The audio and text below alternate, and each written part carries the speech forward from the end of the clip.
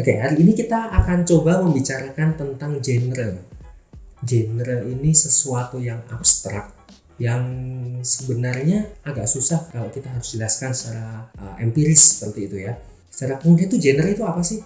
Itu pendapatnya juga bisa bermacam-macam. Jadi tidak ada sebuah acuan yang pasti 100% bahwa satu genre itu akan dikatakan sebuah genre juga oleh orang lain.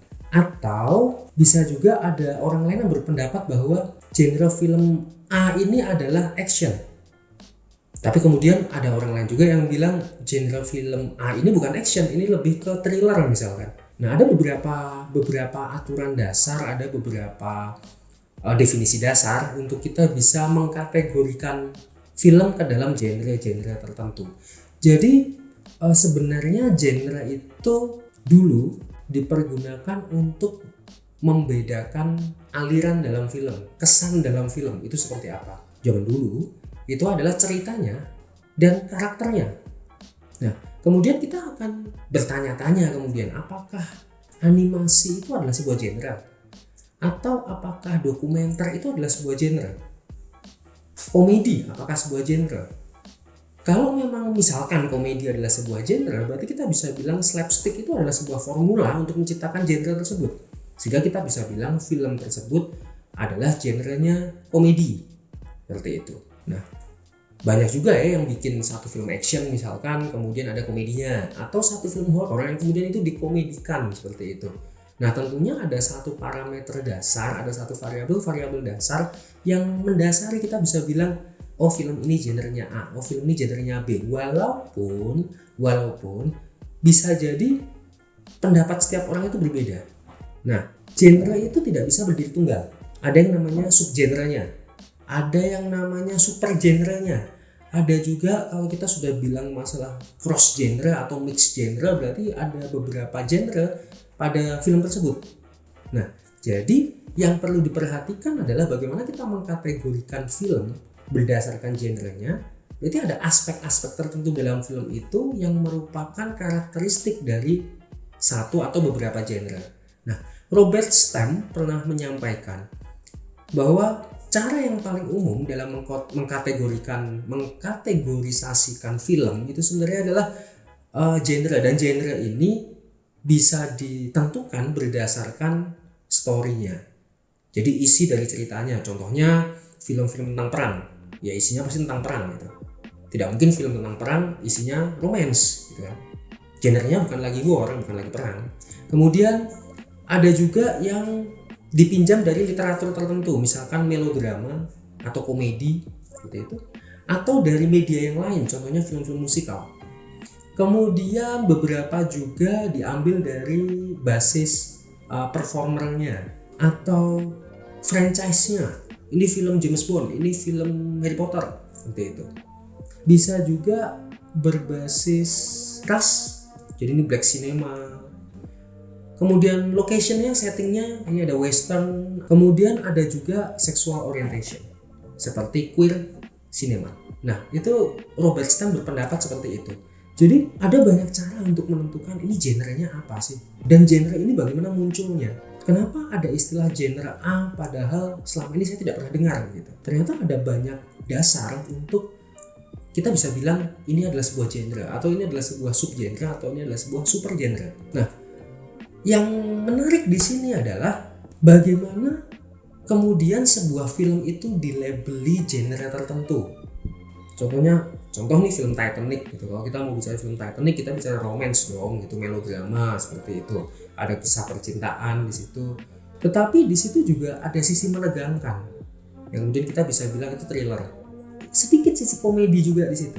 Berarti bisa dong kita bisa bilang itu komedi. Jadi sebenarnya seperti apa nih? Gitu. Melabeli sebuah film ini dengan genre tertentu. Atau itu bagian dari sejarah. Karena Titanic ini benar-benar ada nih. Berarti kita bisa bilang ini genrenya history. Tapi apa benar gitu itu genre history? Apa benar itu genre romance atau melodrama seperti itu? Nah, ini menarik untuk kita bahas. Seperti apa kita melabeli sebuah film itu dengan genre tertentu.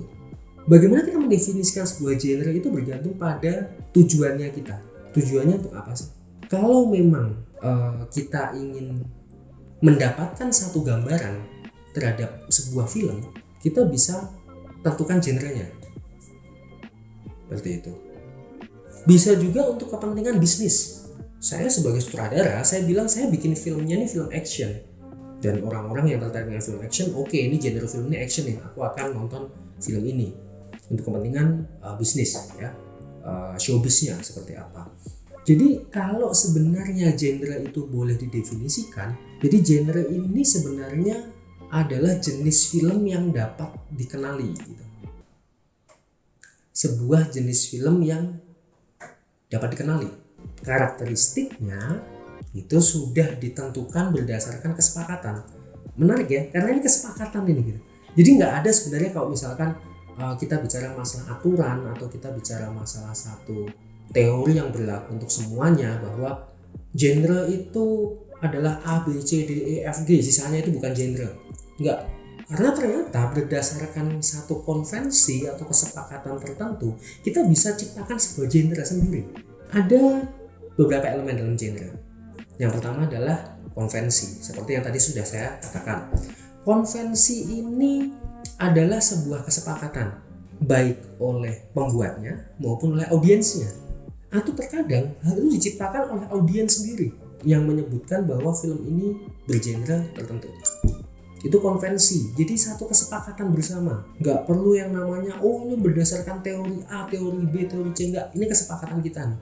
Contoh yang menarik misalkan seperti Harry Potter. Pasti kita semua sudah pernah nonton Harry Potter gitu. Nah, Harry Potter ini kita bisa bilang ini adalah sebuah film fiksi. Ya, fantasi gitu ya. Betul, ini fantasi. Kita bicara masalah sihir, ada naga di situ. Tetapi di sisi lain, film ini juga berbicara tentang sebuah petualangan. Ada satu cast, ada satu perjalanan yang ditempuh oleh tokoh utamanya beserta dengan teman-temannya, dan tujuannya tuh ada, mencapai satu tujuan tertentu. Itu adventure. Nah, kalau kita bisa sepakat bahwa oke, Harry Potter itu adalah bergenre fantasi adventure. Oke. Jadi begitu saya bilang Harry Potter, kita semua punya satu pemahaman yang sama. Bisa jadi pemahaman ini berlaku secara worldwide, tapi bisa juga tidak.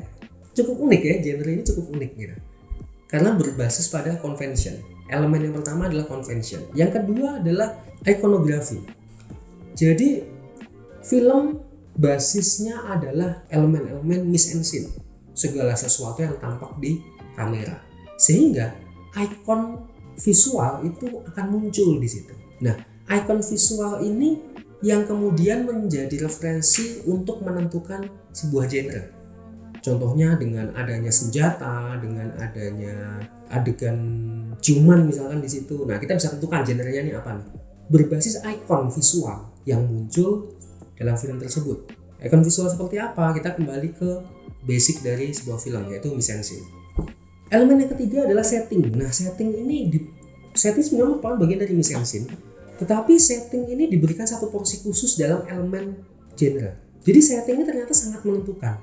Contohnya, kita bicara setting tentang dunia cowboy zaman dulu, ada Indian dan lain-lain, kita akan bilang film ini genrenya adalah western. Atau kita bicara masalah luar angkasa atau sesuatu yang futuristik, kita bisa bilang ini adalah science fiction, sci-fi. Atau kita bicara ada satu world building di mana dunianya itu adalah dunia yang tidak kita tinggali sekarang, berbeda dengan dunia yang kita tinggali sekarang. Ada satu sisi magic di situ, ada sisi hayalan di situ. Berarti kita bisa bilang genrenya adalah fantasi. Itu setting. Kemudian stories and themes, cerita dan temanya. Kebanyakan genre itu didasarkan pada bagaimana cerita itu disajikan dan berkembang. Tema apa yang diangkat dalam film itu. Misalkan film Erin Brockovich, film itu kita bisa bilang genrenya adalah feminis.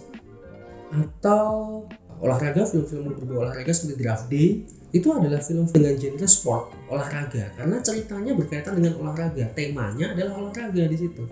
Walaupun tidak menutup kemungkinan bahwa ada genre lain selain genre olahraga, genre sport di situ, yang kemudian digunakan untuk mendefinisikan film tersebut. Kemudian ada juga karakter, aktor, dan stars dan bintangnya. Di berbagai film banyak sekali karakter atau aktor yang kemudian menjadi satu simbol, satu ikon dalam film tersebut. Misalkan film Mission Impossible, karakter utamanya kita tahu Tom Cruise. Dalam film-filmnya pasti akan banyak mengangkat adegan-adegan action di situ, sehingga kita bisa bilang bahwa film-filmnya Tom Cruise ini adalah film-film action. Tetapi itu tidak selalu seperti itu ya. Kadang-kadang kita juga terjebak dengan sebuah stereotip. Contohnya seperti Harry Potter, Daniel Radcliffe. Dia bermain di film Harry Potter, genrenya adalah fantasi, adventure seperti itu. Kemudian dia juga bermain dalam film You Can See Me. Can you see me? You can see me. Now you see me. Now you see me. Yang kedua. Nah, di situ bagaimana image yang melekat dengan dirinya yaitu fantasi itu mulai dikaburkan, mulai kabur gitu. Karena di situ tidak lagi berbicara tentang satu fantasi, kehidupan dunia fantasi. Tetapi lebih kepada crime, di situ genrenya crime, kemudian action muncul di situ. Nah, jadi tidak selalu, tetapi kebanyakan akan mengacu ke arah karakter, aktor, dan bintangnya. Atau adanya kemunculan karakter-karakter tertentu sehingga kita bisa bilang bahwa film-film dengan yang mengangkat karakter-karakter seperti ini memiliki genre khusus. Oke, kemudian viewers and audience. Jadi elemen berikutnya adalah penonton. Jadi penonton itu bisa menciptakan sebuah genre tersendiri. Genre diciptakan berdasarkan pada penontonnya. Contohnya film-film dengan genre teen, remaja. Film remaja itu sebuah genre gitu. Film dewasa, adult, itu adalah sebuah genre, tergantung dari penontonnya. Dan itu jadi sebuah genre gitu. Itu sebuah genre ya. Misalkan seperti tadi ya, kita memperhatikan elemen-elemen tadi, ada setting, ada convention, kemudian ada bagian dari elemen-elemen mise en scene, kemudian ada viewernya, kemudian kita lihat secara mendalam. Kalau memang hal itu muncul dalam film dan kemunculannya itu menjadi sebuah hal yang utama dalam film, kita bisa bilang genre tertentu. Contohnya ada film-film yang memparodikan, zaman dulu ya terkenal ya, film-film yang memparodikan film-film horor. Film horor diparodikan itu menjadi film komedi gitu. Nah, sebenarnya di situ unsur horornya itu ada gitu. Tetapi setelah ditelaah lebih mendalam dari sisi mise en scene, dari sisi naratif cerita, dari sisi setting dan lain-lain, dari sisi penonton, ternyata yang muncul di situ adalah komedi, sehingga kita bisa bilang bahwa genrenya adalah komedi. Nah, yang terakhir adalah konvensi sosial, kesepakatan sosial. Jadi bagaimana kita menciptakan satu kesepakatan tertentu sehingga kita bisa menyebutkan genre sebuah film. Kita sepakat untuk misalkan film-film yang ditayangkan oleh Bollywood, kita bisa sebut itu film India, walaupun kita bisa bilang di situ genrenya adalah melodrama, genrenya adalah action, tapi kita juga bisa sebut genrenya itu film India gitu, Indian film gitu, atau Japanese film, tergantung kesepakatan yang kita buat. Genre ini tidak berdiri sendiri, genre ada hubungannya juga dengan society, dengan masyarakat. Genre ini bisa dipengaruhi, bagaimana kita menentukan genre itu bisa dipengaruhi oleh ritual dan mitologi atau local wisdom yang dimiliki oleh satu kelompok masyarakat tertentu. Sehingga misalkan ini contoh film Percy Jackson gitu, kita bisa bilang itu genrenya adalah genre Yunani atau genre mitologi Yunani, seperti itu. Karena itu sangat dipengaruhi oleh masyarakat, oleh ritual, oleh legenda. Ada juga history dan ideologi. Jadi sejarah dan ideologi. Bagaimana genre ini bersinggungan dengan sejarah dan ideologi. Banyak sekali film-film, genre-genre film yang muncul karena sejarah dan karena adanya ideologi tertentu. Misalkan film feminis seperti itu. Film feminis berangkat dari ideologi feminis. Bagaimana wanita memiliki posisi gitu setara dengan pria atau bahkan lebih. Contohnya dalam film Hunger Games.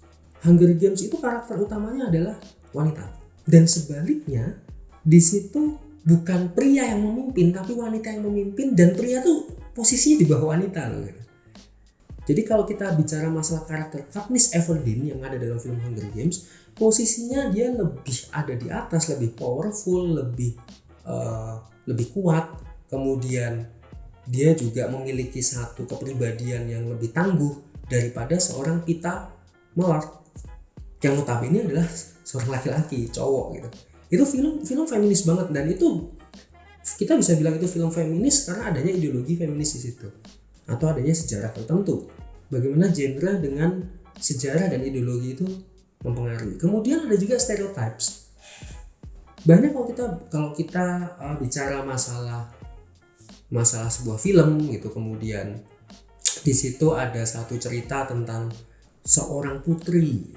Nah, biasanya putri itu kan digambarkan sebagai seorang wanita yang cantik, rambutnya pirang, kulitnya putih. Itulah putri. Tapi sebenarnya ada stereotypes yang kemudian orang bisa bermain di situ untuk menciptakan satu genre yang berbeda. Putri kulit hitam misalkan. Sehingga itu kita bisa memasukkan itu, mengkategorikan itu sebagai genre tertentu. Apa nih jadinya? Kemudian genre dan authorship. Hubungan antara genre dengan authorship. Jadi ada satu teori yang namanya auteur, di mana teori itu berpendapat kalau film ini diciptakan atau dibuat oleh director yang sama, pasti genrenya sama. Karena biasanya ada satu visi yang konsisten dari director tersebut atau dari sutradara tersebut. Nah, hal ini mulai muncul dan didukung oleh pernyataan dari Satyajit Ray, salah satu tokoh dalam dunia perfilman, yang mengatakan bahwa the director is the only person who knows what the film is about. Jadi sutradara itu adalah orang yang paling tahu tentang film ini gitu. Ini filmnya tentang apa sih, sutradara yang paling tahu. Sehingga sutradara akan memegang satu peranan kunci tentang film ini gitu. Yang kemudian akan mengarahkan bahwa genre filmnya menjadi satu genre tertentu. Kita tahu seperti Michael Bay misalkan. Kita bicara masalah Michael Bay, kita akan bicara masalah film-film tentang film-film yang berbau science fiction seperti itu. Sutradara yang mereka konsisten sehingga menciptakan satu genre tertentu dan itu melekat dalam diri sutradaranya. Tetapi Alan Parker, seorang director dari Inggris, dia juga berkata untuk menentang teori auteur. Dia berpendapat bahwa film itu merupakan satu seni yang membutuhkan kolaborasi, sehingga saya sebagai director, saya membutuhkan bantuan dari teman-teman untuk membuat film, sehingga tidak lagi semuanya bergantung pada direkturnya. Semuanya itu tidak mengacu pada direkturnya. Bagaimana dengan director fotografi atau sinematografernya? Bagaimana dengan scriptwriternya? Atau bagaimana dengan produsernya misalnya? Seperti itu. Ada beberapa kasus bahkan gitu ya. Ada beberapa kasus di mana seorang aktor memiliki kuasa terhadap film yang dibuatnya. Contohnya film Jurassic World. Mungkin kalian berpikir, kalau sudah pernah nonton, mungkin kalian berpikir ada sesuatu yang aneh di situ, bahwa ada cewek lari-lari dikejar sama dinosaurus, pakainya high heels gitu. Tapi sebenarnya itu tidak diinginkan oleh sutradaranya. Sutradaranya menginginkan ya kamu pakai flat shoes aja gitu, itu mempermudah kamu juga. Tetapi karakter cewek ini, karakter wanita ini, talentnya dia bilang enggak, aku tetap mau pakai high heels supaya aku tetap mempertahankan feminisku. Karena dalam film itu digambarkan bahwa ada satu cewek yang tangguh juga, jadi nilai feminis itu tetap dipertahankan di situ. Dan itu dilambangkan dengan salah satunya aku tetap pakai high heels. Dia berpendapat seperti itu. Ya, sehingga auteur teori ini kemudian menjadi sedikit pro kontra. Itu hubungan antara genre dengan authorship. Yang terakhir, bagaimana hubungan antara genre dengan gender. Gender ini juga berpengaruh dalam genre. Yang pertama dari sisi gender dari audiens. Gender dari audiens ini mempengaruhi, contohnya misalkan wanita lebih suka nonton film-film romance, melodrama seperti itu daripada film-film action, thriller. Sedangkan penonton pria lebih suka film action, thriller daripada film-film melodrama. Anak-anak remaja lebih suka kisah-kisah yang berbau teen, kisah-kisah anak SMA, kisah-kisah persahabatan, daripada kisah-kisah pencarian jati diri, daripada kisah perselingkuhan rumah tangga misalkan, dan itu pun bisa dibedakan antara teen yang laki-laki dengan teen yang perempuan. Nah, yang kedua itu dari sisi gender of audience. Kemudian yang kedua dari sisi gender. Nah, secara umum gitu, ada 5 stage, ada 5 tahapan bagaimana genre itu ada dan berkembang. Masa primitif atau masa awal genre itu ada. Jadi itu didasarkan pada ikonografi, didasarkan pada tema, didasarkan pada satu pola tertentu yang muncul dalam sebuah film. Kemudian kita melangkah ke masa klasikal atau tradisional. Nah, masa klasikal atau tradisional ini mulai nih ada satu perkembangan popularitas tertentu, ada satu hal yang solid dari sebuah genre sudah mulai solid nih gitu. Kemudian ada prototipesnya, jadi sudah ada film-film yang dikategorikan pada genre-genre tertentu, yang itu kemudian menjadi sebuah benchmark, menjadi sebuah acuan bagi film-film lain yang baru muncul di kemudian. Seperti itu klasikal atau tradisional. Sehingga di masa-masa itu genre ditentukan berdasarkan kesamaan dengan film-film pendahulunya. Kemudian revisionis, masa atau tahap revisionis. Jadi pada masa itu genre itu kemudian diinterpretasikan kembali gitu. Kemudian dipertanyakan kembali, benarkah kalau tema seperti ini genrenya pasti seperti ini? Itu kemudian dipertanyakan kembali gitu. Sehingga itu kemudian muncul banyak genre lagi, subgenre misalkan. Jadi secara ikonografi pun itu kemudian dipertanyakan, benarkah kalau ada adegan ciuman di situ tuh selalu melodrama, selalu romance? Nah, itu kemudian dipertanyakan, apakah adegan ciuman itu menjadi salah satu adegan kunci atau ternyata itu bagian dari satu cerita pendampingnya saja, sehingga sebenarnya fokusnya bukan pada kisah cinta ini. Kemudian yang keempat adalah parodik. Sudah muncul banyak genre nih gitu. Kemudian kalau genre itu sudah ditetapkan berdasarkan karakteristik tertentu, ikonografi tertentu, kemudian itu diparodikan gitu, yang itu dibuat satu logika terbalik. Contohnya nih, film-film horor yang kemudian diparodikan, atau kalau kita bicara film Indonesia gitu ya misalkan, ada banyak cerita-cerita warkop misalkan yang ngangkat tentang horor atau cerita tentang petualangan, adventure seperti itu, yang kemudian diparodikan, jadinya warkop itu film komedi gitu kan. Padahal sebenarnya kan itu adventure. Nah, itu masuk ke tahap parodik. Dan yang terakhir adalah extended atau mix sebagai bagian dari hybrid genre. Jadi genre itu dikembangkan, bisa jadi itu bukan lagi satu genre, bisa jadi itu sudah 2 genre atau gabungan beberapa genre yang memunculkan satu genre yang baru. Jadi ini sudah mulai sekat antar genre, ini sudah mulai kabur. Contohnya kita bicara masalah film, kemudian kita sebutnya sci-fi western. Salah satu contoh film sci-fi western itu adalah Alien vs Cowboy. Setting western dong. Tetapi ternyata alien gitu, mencoba untuk menguasai bumi, nyerang bumi dan lain-lain. Nah, dilawan oleh cowboy gitu. Nah, muncullah satu mix genre yang kita sebut dengan sci-fi western. Itulah kondisi genre sekarang ini.